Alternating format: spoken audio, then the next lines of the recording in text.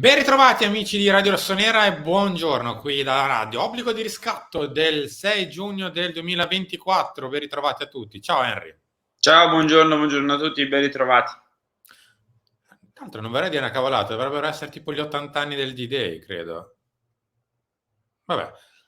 6 giugno, 24-44, sì, credo di sì. Vabbè, quisquiglie storiche, quisquiglie mica tanto. Noi invece sì, parliamo di quisquiglie a confronto con il mercato del Milan, che si sta scaldando, Harry, sull'asse Milano-Bologna, Bologna-Milano, con delle operazioni che potrebbero interessare sia in entrata che in uscita i rossoneri. Partiamo dal piatto forte, no, poverini, dai, contorno no, mi sembra brutto. No, Dagli piattoforte, antipasti? partiamo dagli antipasti, anche perché il piattoforte si tiene alla fine, così i nostri ascoltatori restano qui fino alla fine del No, video. è roba bieca. Però è come le puntate delle serie TV che hanno dove si scopre tutto negli ultimi 5 minuti, non nei Mm. primi 4. Quindi bisogna fare così. Partiamo dagli antipasti. Ok. Antipasto numero uno.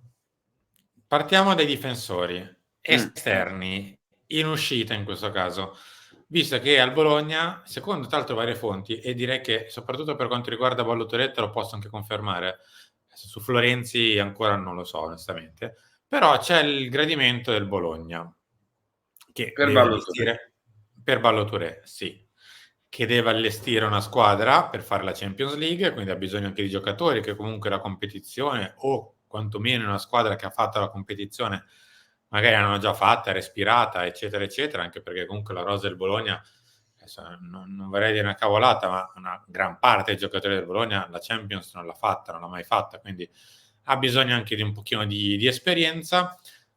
Ballo Touré a sinistra e Florenzi a destra. Mh. Florenzi lo ricordiamo anche perché, insomma, uno ha un ingaggio importante al Milan e ha un anno solo di contratto, quindi magari potrebbe andare proprio a Bologna per chiudere più o meno la carriera con un buon contratto, spalmando quello che è l'ingaggio. Ovviamente non potrà chiedere l'ingaggio che prende al Milan, però può prendere sicuramente un buon ingaggio, fare la Champions League, eccetera, eccetera. Ballo Touré, idem, ha un anno solo di contratto e quindi il Milan potrebbe essere interessato alla cessione di entrambi, che credo possa essere qualcosa di interessante per noi. Florenzi lo metto tra parentesi perché ha comunque quella storia pregressa con Fonseca che mai si è chiarita. Nella vita ci si può anche sempre chiarire, cioè non è che bisogna restare, come si suol dire, litigati per sempre.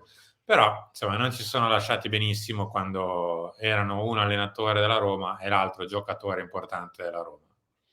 Sì, poi questo apre un'altra finestrella, Simo, Mm. relativa alle liste, perché non possiamo nemmeno perdere tutti i giocatori italiani e non sostituirne, cioè prima o poi questa cosa andrà considerata, io mi auguro, perché se perdi Mirante, che per le liste ti dava una mano, dovresti perdere pure Florenzi, insomma, rischi di essere un po' corto, a livello di italiani, ti restano Gabbia, Calabria e Pobega per lista Milan, ma lista Vivaio Italia un po' di punti di domanda ci sarebbero.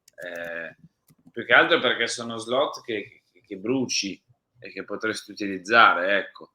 Quindi ci starebbe cedere Florenzi, soprattutto se appunto ci sono queste storie pregresse con Fonseca o comunque lui trova una sistemazione per giocare con più continuità, e il Bologna potrebbe essere una destinazione appunto di questo tipo, e però poi una pensata in termini di italiani bisognerebbe forse farla, ecco, perché la questione liste non è da ignorare.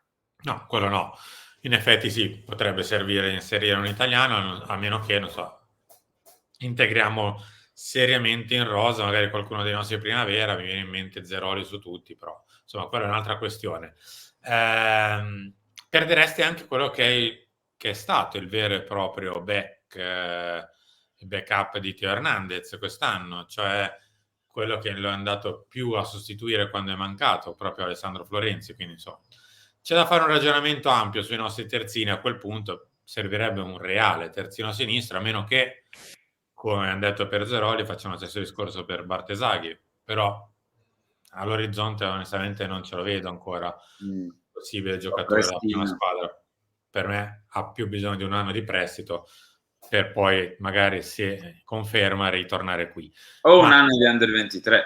O un anno di Under 23, giustamente, esattamente, anche perché, sì, possiamo dare questo piccolo aggiornamento, l'Ancona va verso l'esclusione, ovviamente l'ufficialità la può dare soltanto la Covisoc, però è quasi ufficiosa l'esclusione dell'Ancona per irregolarità nella presentazione della domanda a causa di stipendi arretrati, che sono arrivati, sì, ma sono arrivati probabilmente fuori tempo limite, ma insomma l'Ancona dovrebbe essere escluso dalla prossima Serie C e quindi la prima in graduatoria rimane il Milan per la sua Under 23 e prenderebbe il posto dell'Ancona. Detto ciò, andiamo sull'altro giocatore Milano-Bologna, cioè Alexis Almacher. Ieri parlavamo di Ketelare al talk, Henry, con un Atalanta che starebbe pensando più a ridiscutere i termini dell'accordo prima di confermare il giocatore. Cosa che il Milan non gradirebbe, anzi non avrebbe tutta sta voglia onestamente di ridiscutere, lecito, d'altronde insomma, si è firmato un accordo, il Milan può anche dire no, o mi paghi quella cifra oppure non se ne fa nulla, altrimenti mi ritorna e poi lo gestisco io come mi pare e piace. Col Bologna il rischio è un pochino lo stesso, cioè noi avevamo chiesto una settimana fa circa ai dirigenti del Bologna cosa volevano fare di Alexis Almacher.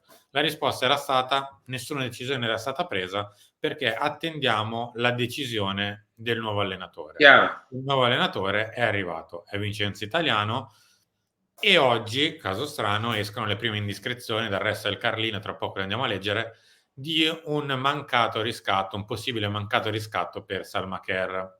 Quindi evidentemente l'allenatore non avrebbe dato il suo via libera. Ora, ve lo leggo, poi ti faccio commentare, Henry.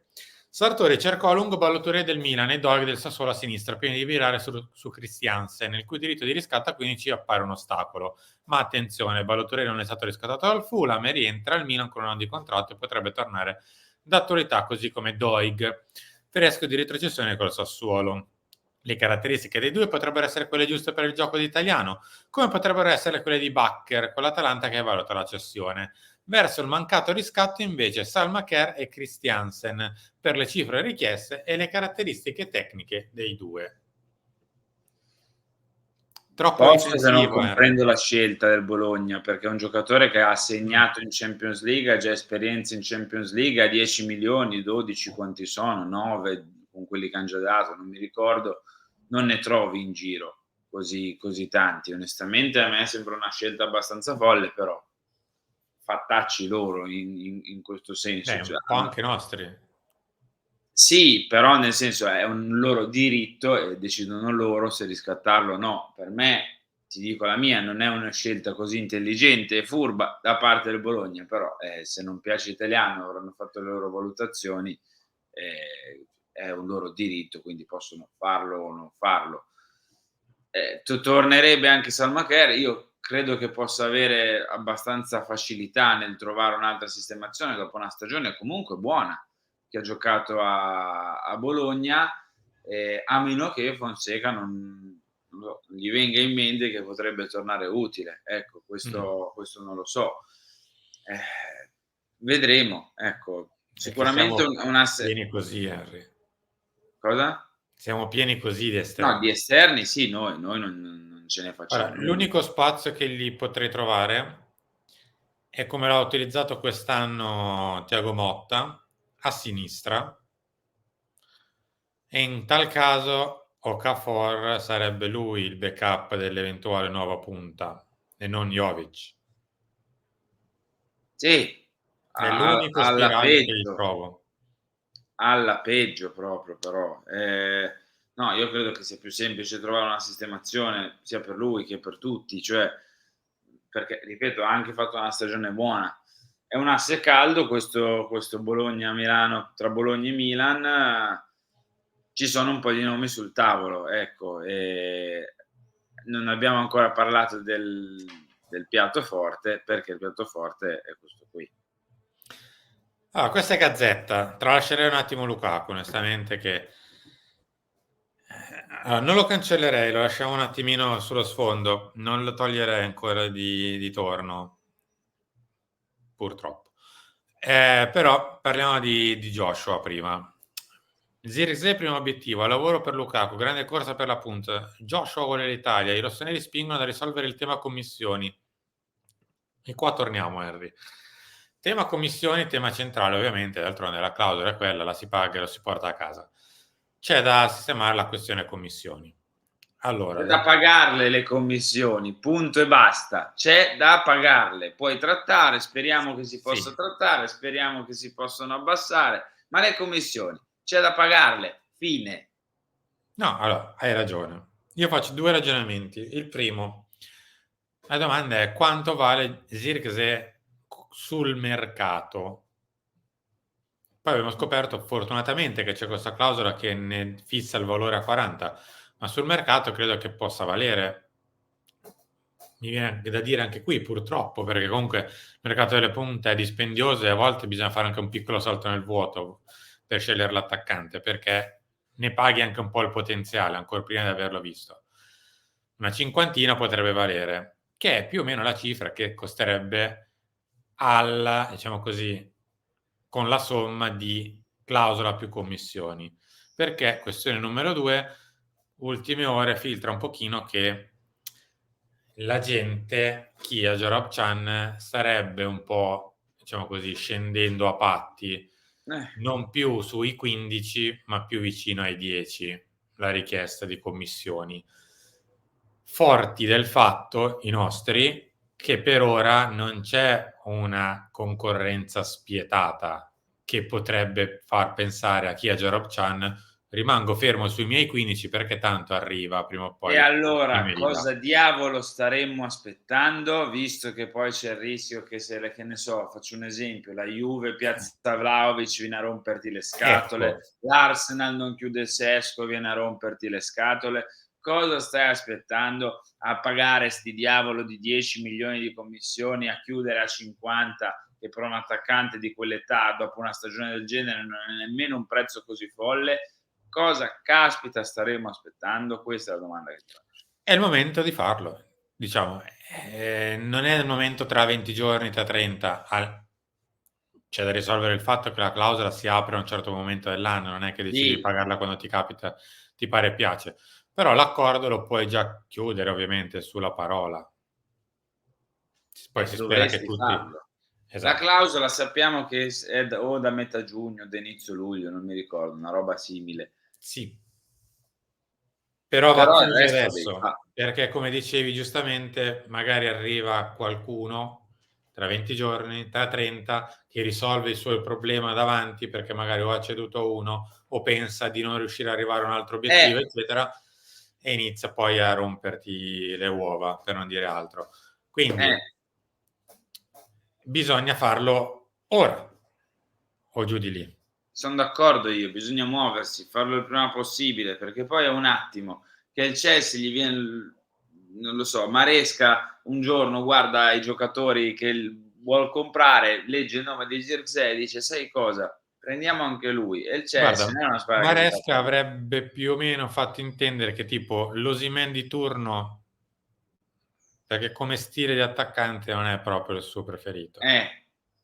Però per intenderci, cioè può succedere da un momento all'altro che una squadra di livello lì economico ovviamente si giri dal si alzi dal letto e dica alla mattina: "Sai che c'è? Ma prendiamo Zirkzee." E lo fanno, perché non è che si fa un problema a pagare 15 commissioni piuttosto che 40 di clausola, piuttosto che 6 invece che 4 e mezzo, 5 a lui. Cioè lo fanno, quindi bisogna muoversi adesso. Il momento è ora. Caspita, sembra quasi, una sorta di boh, di spot. Chiudiamo con le dichiarazioni di Lukaku, che è stato intervistato da Het News in Belgio, spero di averla detta giusta. Offerta dall'Arabia? È stato davvero intenso in quel momento, per 2 settimane, per 2 giorni di fila ho pensato: "Sì, ci vado, no, non ci vado". Tutti sono andati, diciamo che però io ho avuto un po' di paura. Poi ha detto che più o meno una decisione sul suo futuro l'avrebbe presa. Nella mia testa l'ho già capito, so cosa succederà. A molte persone piace parlare, forse perché non ho un agente ufficiale, ma deciderò io e ho il controllo della mia situazione. Farò una scelta che, una volta che la spiegherò, tutti saranno d'accordo con me. Bontà sua. Ogni volta che ho deciso di rimanere o andarmene da qualche parte si è rivelata la scelta giusta a causa di alcuni fattori. Bontà sua. Non sì. Accadrà all'Anderlecht, accadrà. È molto prima di quanti molti pensino. Ho lasciato il Belgio quando avevo 18 anni e mi mancano mia madre e i miei figli. Cioè, nel senso di chiudere la carriera all'Anderlecht? Mm. Sì, non credo adesso, però Romelo, guarda che Bruxelles è una gran bella città.